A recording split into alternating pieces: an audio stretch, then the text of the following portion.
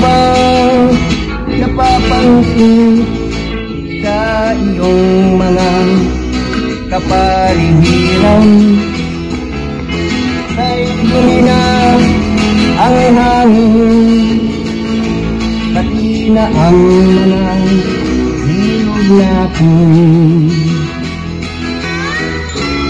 Hindi na masamang pag-unlad at malayo-layo na rin ang ating narating.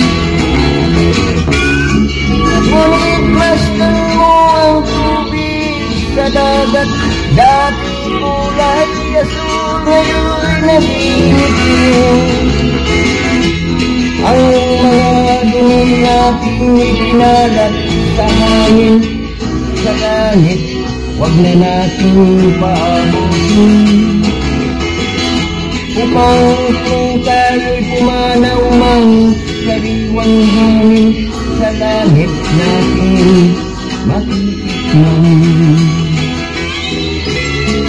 Mayroon lang akong hinihiling sa ating pagpanaw, sana ay kagulan.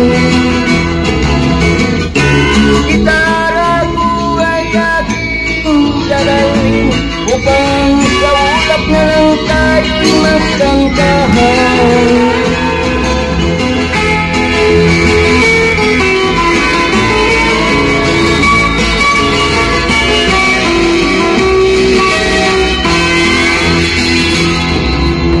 Ang mga batang ngayon lang isinilang, may hangin pa kayang matitikman. May mga puno pa kaya silang aakitin, may mga ilog pa kayang lalamihan.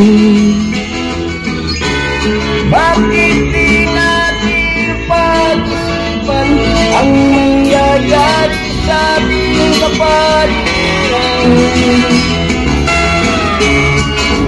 Hindi natin masama ang pag-unlad kung hindi nakakasira ng kaligtasan.